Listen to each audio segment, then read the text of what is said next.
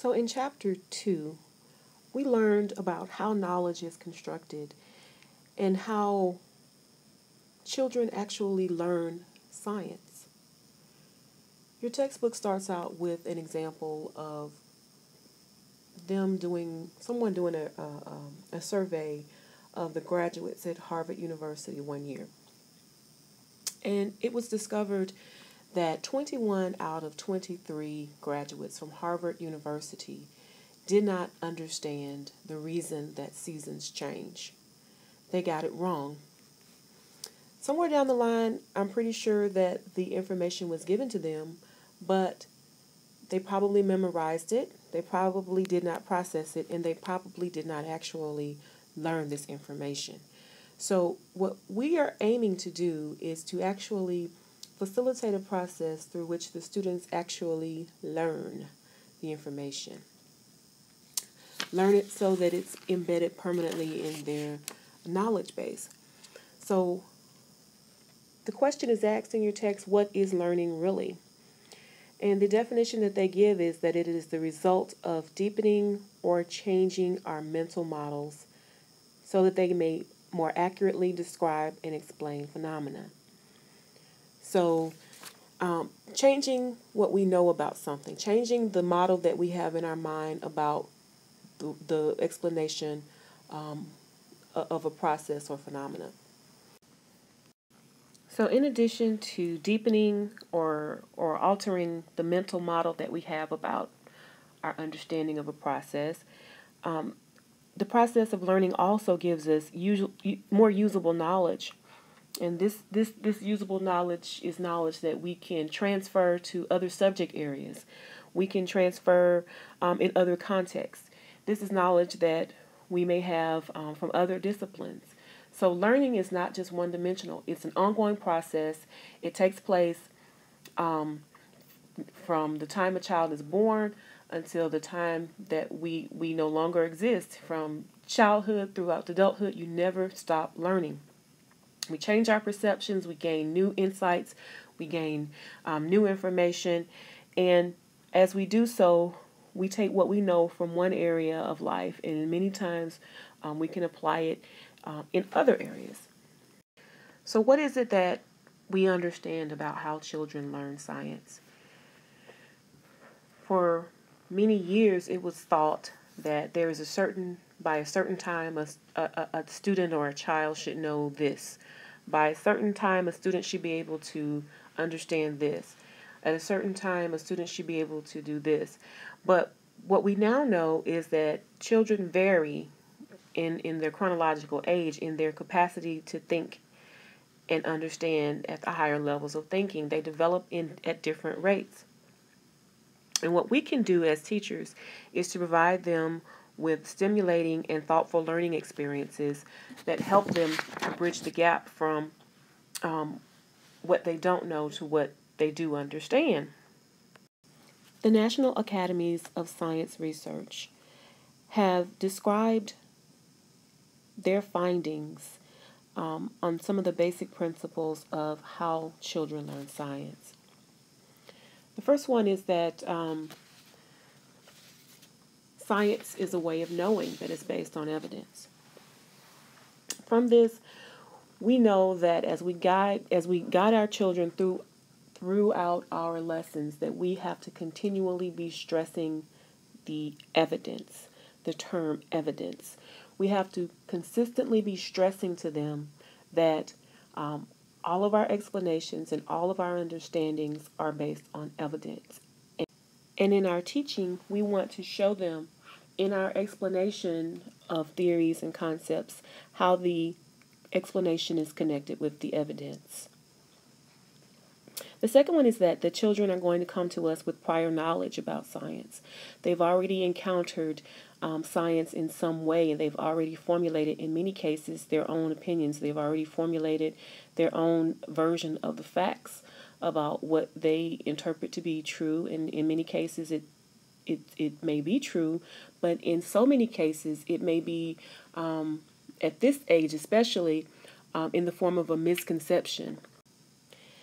With prior knowledge, we're building on what they know. And so if a student comes with a misconception, then we can't build on a misconception, because what ends up happening is that we may end up deepening that misconception. We may end up making it worse. If the student's prior knowledge is good and solid, then when we build on that foundation, the foundation just gets stronger. But when we assess our students to determine what their level of prior knowledge is, it is our job to redirect their misconceptions and make sure that we are leading them away from that incorrect information, so that we can continually build that foundational base onto which other scientific principles can be built. The next principle is that science, like all learning, is a progression. It will not be your responsibility as an elementary teacher to teach them everything that there is to know about a science topic. For instance, if you're asked to teach a unit about electricity to your fourth graders, you will do the part of the journey that is relevant at that stage of their development and advance their knowledge from where they started. You are guiding them on one part of the journey, but you won't be teaching them everything that there is to know about the subject. You're guiding them through what they need to know at this level of the journey, and then the next person, the next teacher, will guide them through the next leg of the journey. But your role is to make sure that that foundation is continually built upon. The next principle is that children learn science by doing science. There has been a lot of debate as to whether or not children at this age should actually be taught science, should actually be exposed to science in the curriculum. A lot of people say that, well, how is it that we need to be teaching them science when they need to be exposed to linguistics and they need to be developing their skills in other areas before they can understand how to process the ideas of science? But that actually is not true. Children learn science by doing science. They may not be memorizing facts, but when they're touching and asking questions, this is the prime opportunity to help them to start learning the practice of asking questions, gathering evidence, processing information, analyzing the evidence, and using their evidence to support or reject potential explanations for something. And this doesn't have to be something that's done on a very high level. When you start with activities that start building these basics with the kids, then science values become more innate with the child. It helps them to develop the beliefs and understand the system through which scientific thinking is done. It helps them to flex their imagination. It helps them to become more excited about the scientific process and the world around them. The last principle is that there is variation in the rate of cognitive development among children. So all children are not going to learn or at the same rate. They're not going to be able to process information and develop cognitively at the same rate. And I'm quite sure that you could tell me so much more about this that I can tell you, since I'm a scientist and you guys are the education majors, and you really have gotten some very good background on cognitive development and these aspects of learning, I am quite sure, as you've gone through your studies. So as teachers in the classroom with an elementary child learning science, your role is going to be to guide their development. You're going to have to reach them where they are, and you're going to have to personalize the guidance and guide their development to help them to grow cognitively.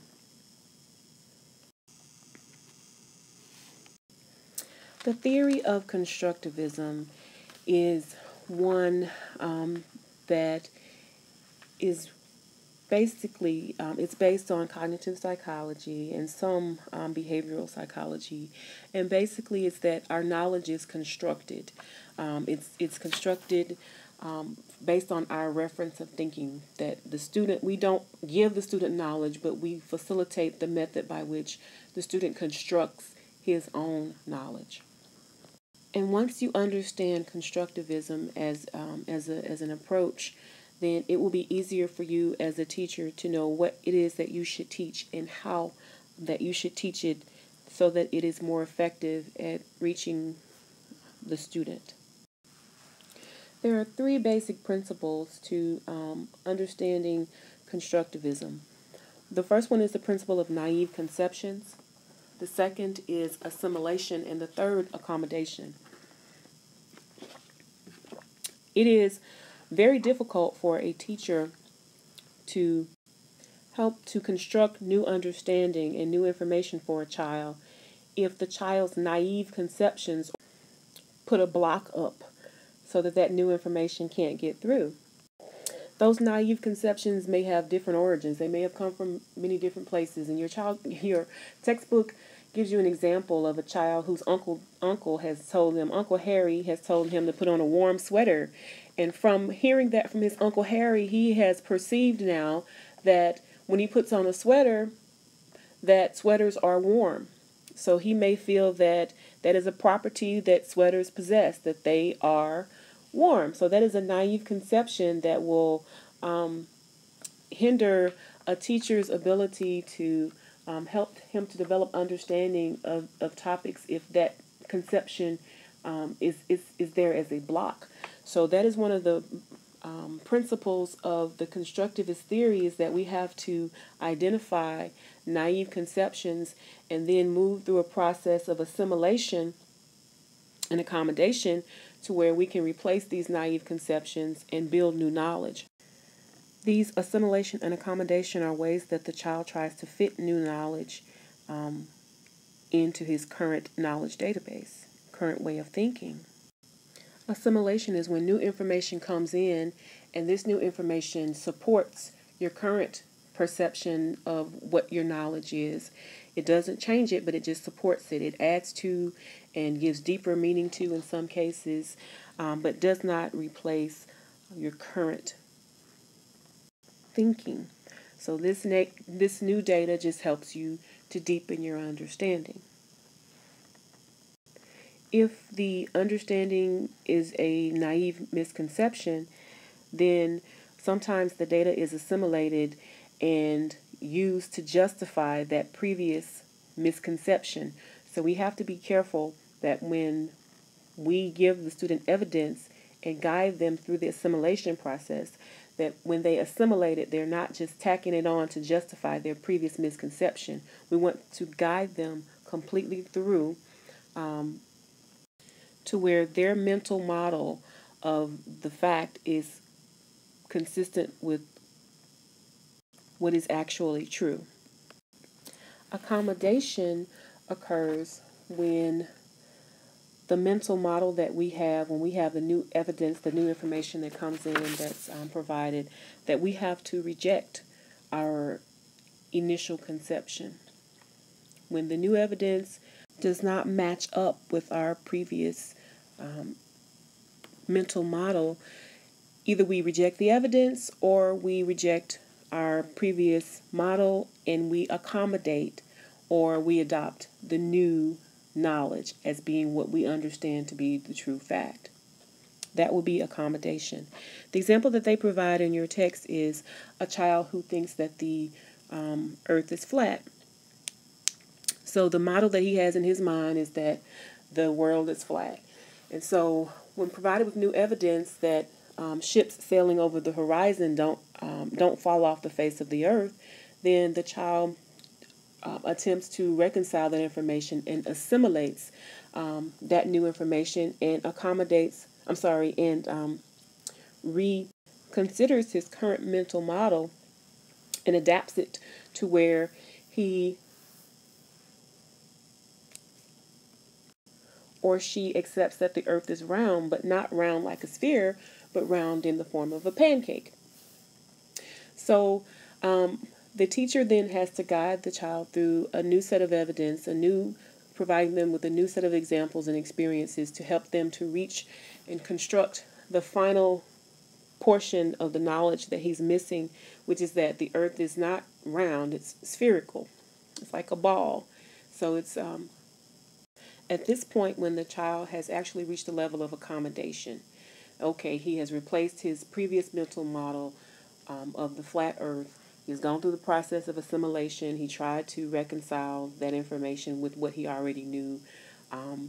But still, even so, the new evidence that was provided, he realized that it should be rejected, and he accommodated or changed his mental model. Okay. So what about the contributions of neuroscience? It is important for you as a teacher to be able to appreciate the contribution that the field of neuroscience has had to understanding how children's learning takes place, how it's developed. And this is an area that I'm probably not going to touch on too much here because I know this is something that you've already gotten quite a bit in your other courses. But I'm sure you already know that you should know how to interpret, critically assess, and implement emerging research on neuroscience in how children learn and think. So your textbook asks you if you know anything about rebar. If you know anything about concrete, you know that rebar is that steel structural framing that provides the strength in concrete structures. And so they liken or show the similarity of being a teacher with being a construction worker, in that as we teach our students, as we continually are giving them new experiences, we are building knowledge and we're building it on a foundation, and we're trying to develop in them a set of knowledge, skills, and attitudes that are going to keep them continuously learning about science. We want them to keep them continuously interested. And without that foundation, they're going to find it difficult. And it may even be impossible for children to learn to add new layers of knowledge if they don't have a solid foundation. And so what they're describing as the rebar, or the foundation for this scientific knowledge, is the National Generation Science Standards, NGSS. And these standards provide you with the science practices, core ideas, and cross-cutting concepts that will strengthen the foundation on which the children will construct their knowledge and develop meaning. These standards provide a way for you to compare students' prior knowledge and beliefs.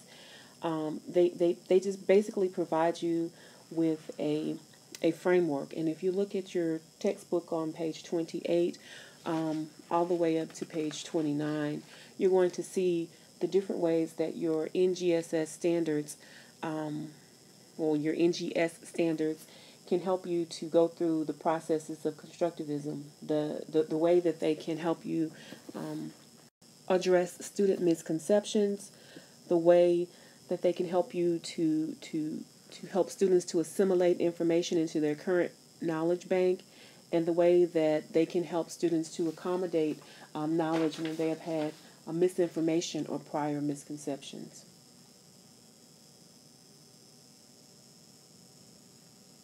These standards actually will build a foundation to help them to go as they progress from grade to grade, so that they can learn the basics of building their critical thinking skills, to building their future successes. If they understand the importance of gathering their evidence, looking at the information systematically, and going through the scientific process as they attempt to answer a question or solve a problem.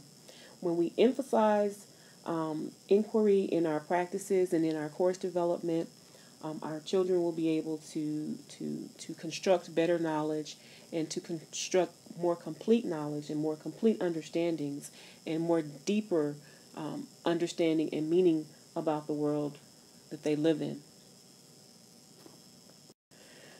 So from the NGSS standards, their description of naive conception is that they help you to understand and be able to work through the naive conceptions, because it is impossible for a person to really know the world as it is. We simply construct our beliefs about what is real based on the evidence that we see. The NGS standards will help you to assist your students with reconciling their new experiences and data with their present understandings, and help them to support and deepen their knowledge and understandings, and if their mental model is correct, without changing that mental model. The NGSS standards will help you to understand how to go about helping students to accommodate the evidence when they cannot assimilate the new information, and reconcile new experiences, data, and evidence with what they presently understand, when they have to mentally, fundamentally change their mental model to be able to logically explain the experience. And when you think about something, how do you learn best? I hear a lot of my students say that I'm a visual learner. Do you learn best by reading quietly in the corner, by highlighting your notes, by rewriting your notes, by hearing the teacher explain the information to you, or by seeing pictures, or by actively touching or interacting with something and doing a project? As a teacher, what you're going to want to do is, what you're going to have to do is to realize that different students will have different learning styles. They're going to have different ways in which they learn best. Gardner's multiple intelligences describe the different modes of learning that an individual may have. You can be more technical, more logical, mathematical. You can be more linguistic. You can be more musical. You can be more spatial, bodily, kinesthetic, interpersonal, or intrapersonal. So I'm pretty sure that you've encountered these different learning styles in your educational curriculum, and it is important that you take into the account, when you're designing your science lessons, that you want to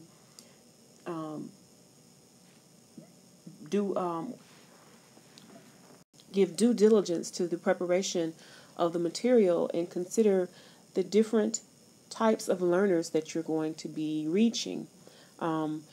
Differential learning and universal design for learning, UDL, is a framework for providing teaching strategies that will address the different range of learning styles that you will potentially address in your classroom.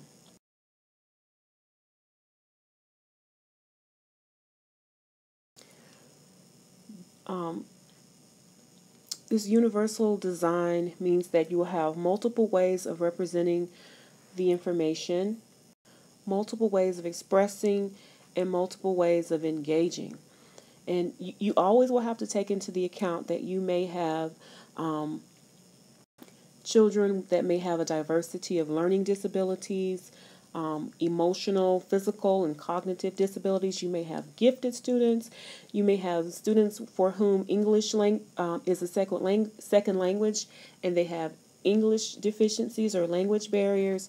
And so you're going to, as you design your class, your courses, your curriculum, your lessons, consider that universal design for learning, to ensure that the range of potential learning styles is accounted for, and that all of your students can be reached, and that your lesson will incorporate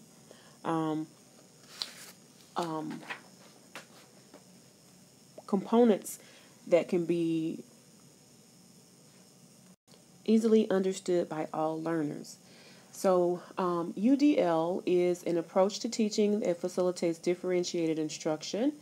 It is similar in its approach to universal design and architecture by integrating structures that everyone can use.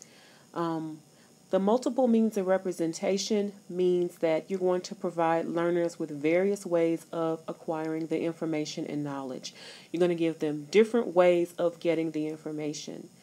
Multiple means of expression means that you're going to provide them with all the learners. You're going to provide the students with alternatives for demonstrating what they know and learn. I've always heard people say everybody's not a good test taker. So in your design of your lessons and your assessments, you're going to want to consider how, in the way that you evaluate your students, to be able to provide for them alternatives for how they will demonstrate to you what it is that they know and what they have learned.